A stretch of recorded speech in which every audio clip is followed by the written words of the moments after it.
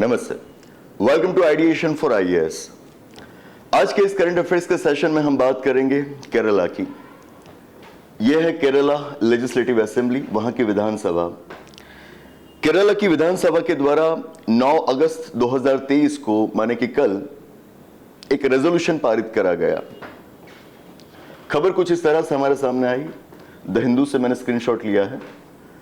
Kerala Assembly unanimously passes a resolution to change official name of the state to Keralam।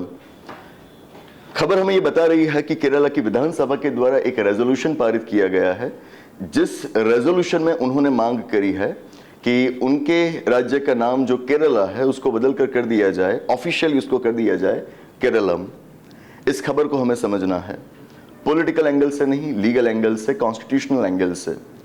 सबसे पहला सवाल यह उठता है कि क्या किसी राज्य के पास यह अधिकार है कि वो खुद से अपना नाम बदल पाए?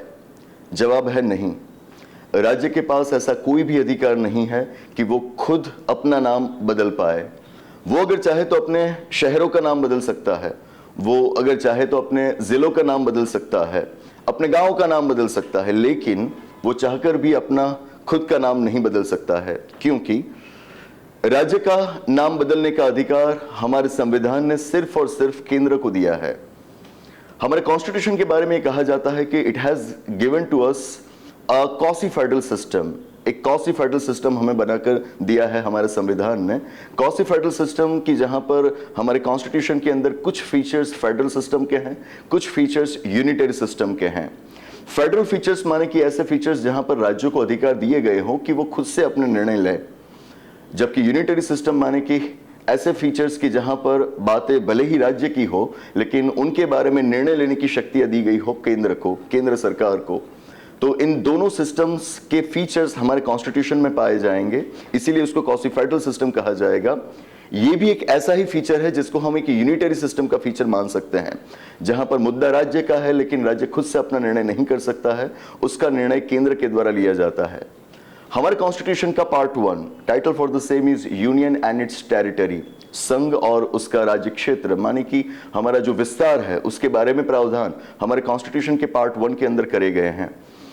इसी पार्ट 1 के आर्टिकल 3 के अंदर राज्यों के अंदर कुछ बदलाव लाने की बातें करी गई है। किस तरह की बातें? अगर किसी स्टेट का हमें डिवीजन करना हो तो वो आर्टिकल 3 की मदद से हम कर सकते हैं।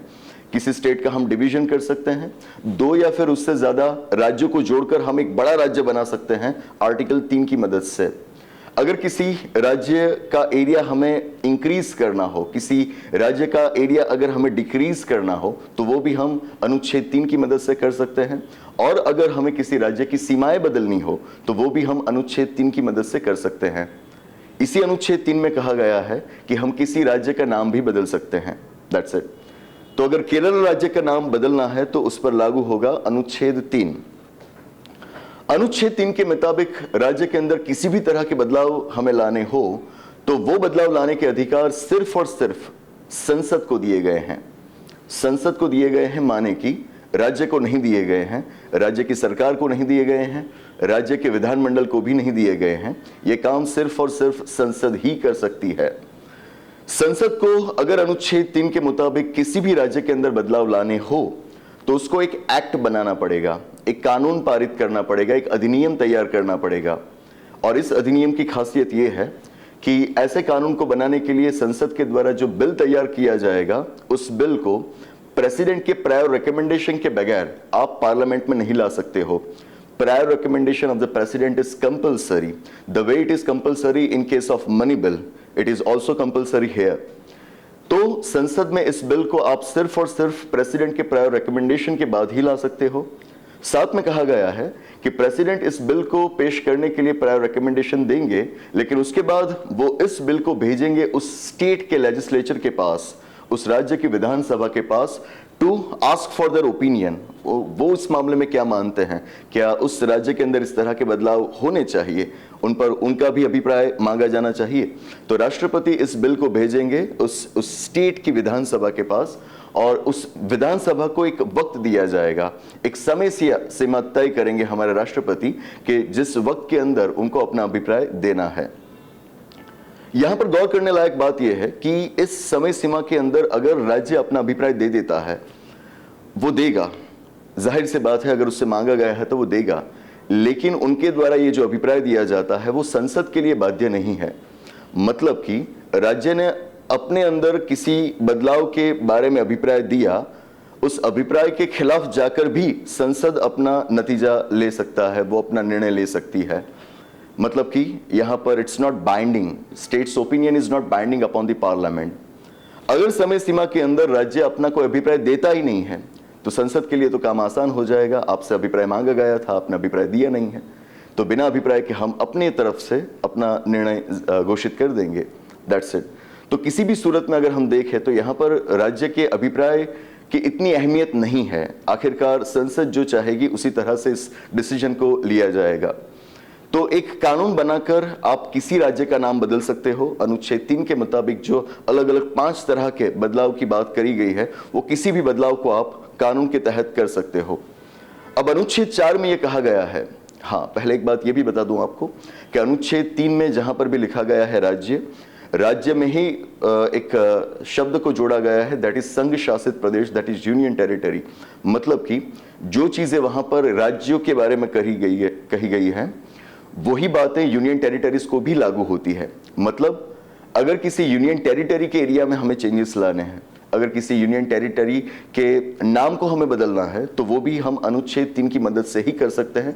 उसके लिए हमारे संविधान में कोई अलग से प्रावधान नहीं किए गए हैं। जो राज्यों के लिए प्रावधान अनुच्छेद 3 में करे गए हैं, वही प्रावधान वहां पर यूनियन टेरिटरीज के लिए भी करे गए हैं। लेकिन सभी यूनियन टेरिटरीज के पास विधानसभा नहीं होती है, तो जब किसी यूनियन टेरिटरी में आपको बदलाव लाने हैं तो उसके लिए जो बिल तैयार किया गया है, जरूरी नहीं है कि राष्ट्रपति उस बिल को यूनियन टेरिटरी के पास भेजे। जरूरी नहीं, मतलब कि वो लिखा ही नहीं गया है वहां पर, राष्ट्रपति को वहां पर भेजना ही नहीं है, उसको सीधा ही संसद में ही लाना है। नाउ अनुच्छेद 3 के मुताबिक अगर आपने किसी भी तरह का बदलाव भारत की किसी भी राज्य या फिर केंद्र शासित प्रदेश में किया है, तो अनुच्छेद 4 ये कहता है कि उसको आर्टिकल 368 के मुताबिक कॉन्स्टिट्यूशनल अमेंडमेंट नहीं माना जाएगा। हमारे कॉन्स्टिट्यूशन का part 20, that is about the procedure for the amendment of this constitution, हमारे संविधान में संशोधन करने के प्रावधान भाग 20 के अंदर दिए गए हैं। उसमें एक ही अनुच्छेद है, अनुच्छेद 368।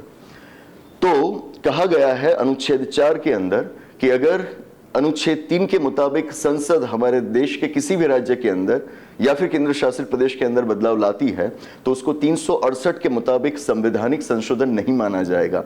इसका मतलब यह हुआ कि अनुच्छेद 3 के मुताबिक संसद हमारे देश के राज्यों के अंदर बदलाव लाने के लिए जो कोई भी कानून पारित करेगी, उस कानून को पारित करने के लिए 368 के मुताबिक आपको स्पेशल मेजोरिटी से बिल पास नहीं करना है, विशेष बहुमत से आपको उस बिल को पारित नहीं करना है। इस बिल को आप पारित कर पाओगे सिंपल मेजोरिटी से। मतलब कि वहां पर जितने भी मेंबर्स हाजिर हैं, प्रेजेंट हैं, और जितने भी वहां पर वोट कर रहे हैं, members that are present and voting, उनके कम से कम 50% वोट्स आपको हासिल करने हैं, आपका बिल पारित हो जाएगा। That's very easy. 368 के मुताबिक यहाँ पर आपको स्पेशल मेजोरिटी नहीं लेनी है, क्योंकि इसको 368 के मुताबिक संवैधानिक संशोधन ही नहीं माना गया है। तो इसको अमेंडमेंट का कोई नंबर भी नहीं दिया जाएगा। जिस तरह से 1 से लेकर 105 संशोधन हमारे संविधान में है, जिनको एक पर्टिकुलर नंबर दिया गया है, उस तरह का इसको नंबर भी नहीं दिया जाएगा। That's very important. तो it is very easy for parliament to change the name of any state. वो उसके लिए काफी आसान सी बात हो जाती है, क्योंकि वो आप एक सिंपल मेजोरिटी से कर सकते हो। तो ये काम सिर्फ संसद कर पाएगी, राज्य नहीं कर पाएगा। लेकिन अगर राज्य अपना खुद का नाम बदलना चाहता है तो वो क्या कर पाएगा? वो संसद को रिक्वेस्ट कर पाएगा। तो यहां पर केरला ने यही करा है कि केरला ने केंद्र को ये रिक्वेस्ट करी है कि आप हमारा नाम बदलिए। उस रिक्वेस्ट को आप सिंपली पॉलिटिकल एग्जीक्यूटिव, मतलब कि केरला राज्य की सरकार के द्वारा भेजो। उससे बेहतर ये है कि केरला के सभी लोगों के जो प्रतिनिधि जहां पर बैठते हैं, अगर उसी संस्था के द्वारा इस तरह की रिक्वेस्ट करी जाए तो उसके मायने और बढ़ जाते हैं। तो इसीलिए केरला की विधानसभा के द्वारा इस बिल को पारित किया गया है और इस रेजोल्यूशन को पारित किया गया है। इस रेजोल्यूशन के द्वारा उन्होंने ये दर्शाया है कि हम आपसे ये रिक्वेस्ट कर रहे हैं कि आप हमारा नाम बदलिए। That's it.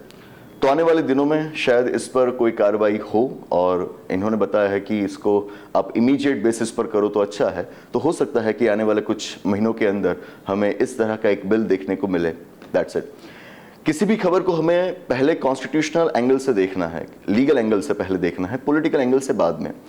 लेकिन जिस तरह की पॉलिटिकल सेंसिटिविटी हमारे अंदर होती है, खासतौर पर सोशल मीडिया पर जिस तरह की पॉलिटिकल सेंसिटिविटी पाई जाती है, तो हमारा ध्यान भटक जाता है। हम पॉलिटिकल एस्पेक्ट्स को पहले देखते हैं और ज़्यादातर कॉन्स्टिट्यूशनल एस्पेक्ट्स को तो देखते ही नहीं हैं। ये नहीं होना चाहिए। पहले कॉन्स्टिट्यूशनल एस्पेक्ट्स को देखना है और उसी के बाद हमें किसी पॉलिटिकल एंगल को इफ़ रिक्वायर्ड देखना है, बाकी नहीं देखना है। That's it. आपके लिए एक सवाल है कि केरला राज्य ने इस तरह की एक मांग रखी है कि उसका नाम बदला जाए।